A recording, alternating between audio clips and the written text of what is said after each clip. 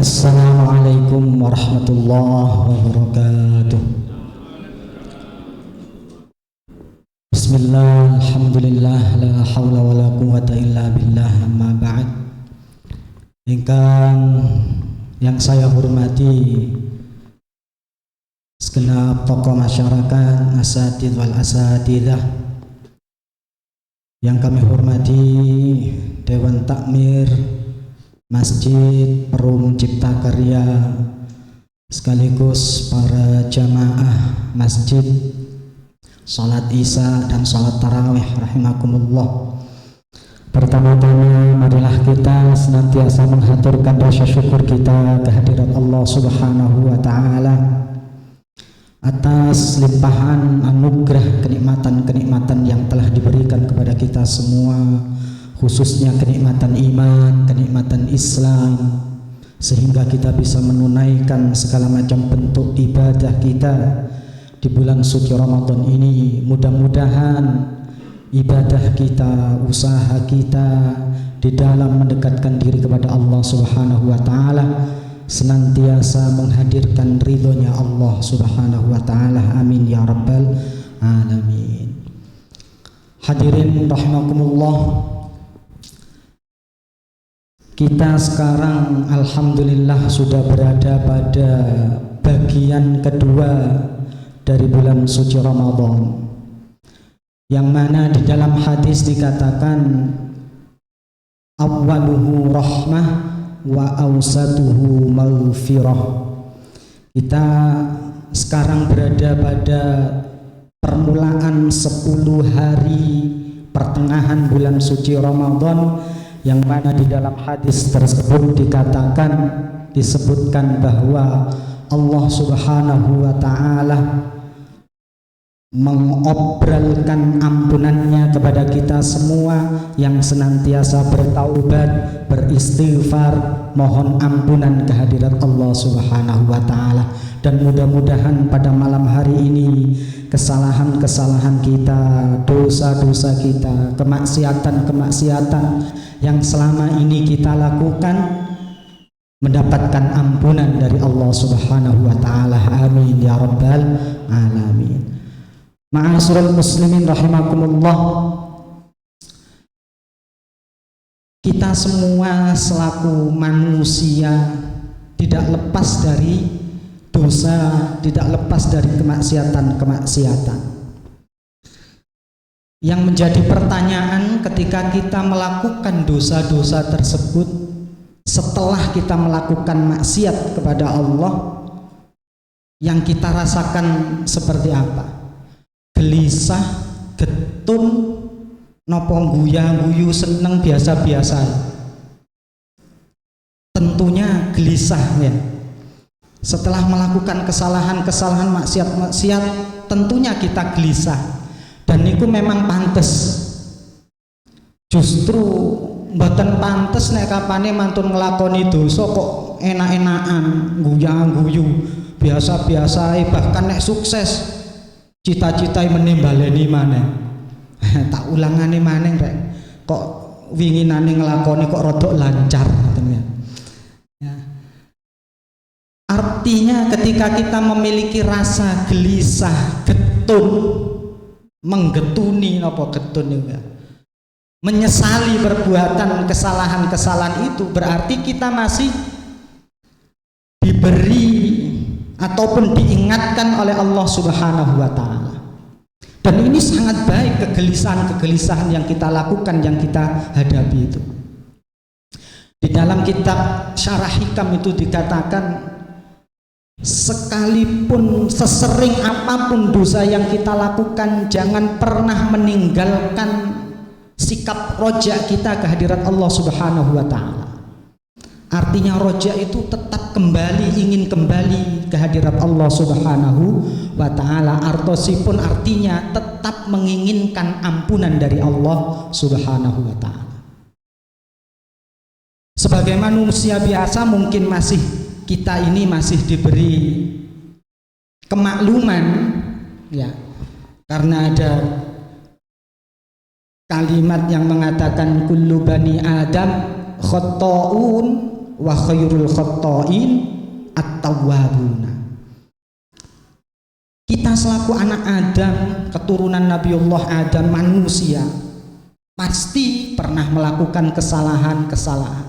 Dan kesalahan yang terbaik adalah kesalahan yang senantiasa diiringi dengan perbuatan taubat, beristighfar kehadirat Allah Subhanahu wa ta'ala. Lantas, apakah beristighfar merupakan satu-satunya cara untuk kita diampuni kehadirat Allah Subhanahu wa ta'ala? Memang yang diajarkan oleh Nabi, yang diajarkan oleh guru-guru kita sesering mungkin untuk beristighfar. Bahkan beberapa kesalahan ataupun dosa-dosa yang kita lakukan itu bisa hilang dengan cara sekedar istighfar. Ini merupakan sebuah keistimewaan kita selaku umat Rasulullah Muhammad sallallahu alaihi wasallam. Kalau kita berkaca dari umat-umat terdahulu, cara bertaubatnya itu ekstrim-ekstrim. Kalau memang dosanya sedang-sedang saja yang berhubungan dengan pencurian atau apapun, mungkin bisa potong tangan dan lain sebagainya. Atau bahkan ketika dosanya yang begitu parah, tobatnya tidak cukup dengan dipotong, dengan dicambuk, tapi melainkan setelah meminta ampunan harus mengakhiri hidup alias bunuh diri. Tapi spesial untuk kita selaku umat Rasulullah Muhammad sallallahu alaihi wasallam, sebesar dosa apapun yang kita lakukan, ketika kita bertaubat, beristighfar sungguh-sungguh kehadirat Allah Subhanahu wa ta'ala, maka kita akan diampuni. Karena kita ini umat Rasulullah, satu-satunya umat yang mendapatkan julukan ataupun yang disebut ummatan marhumah.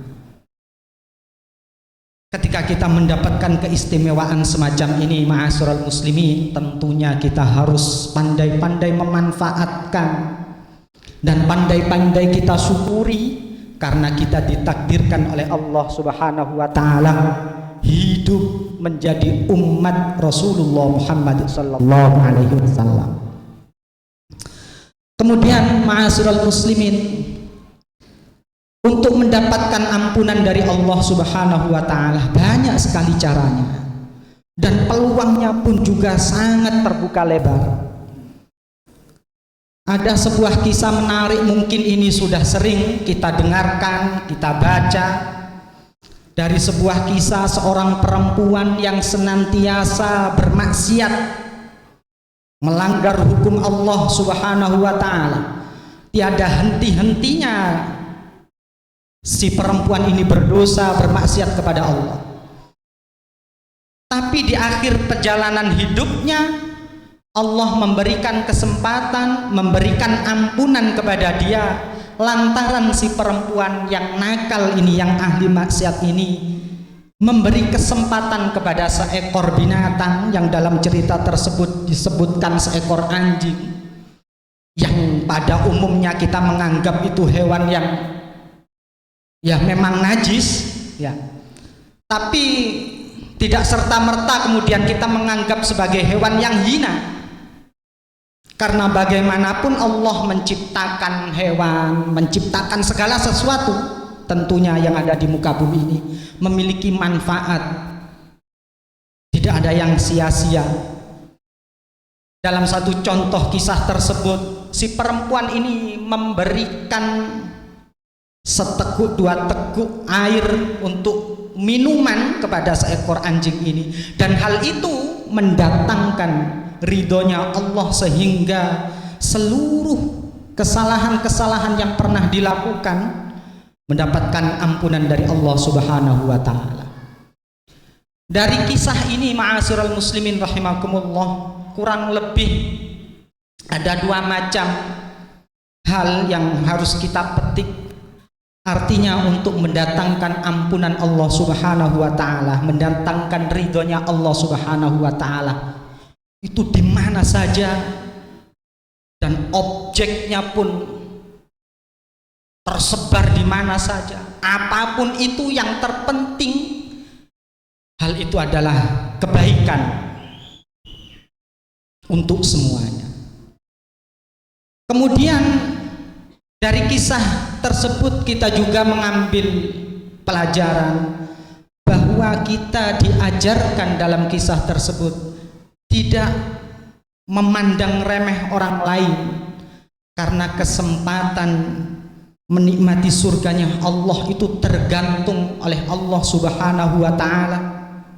Siapapun memiliki peluang yang sama, siapapun memiliki harapan yang sama untuk senantiasa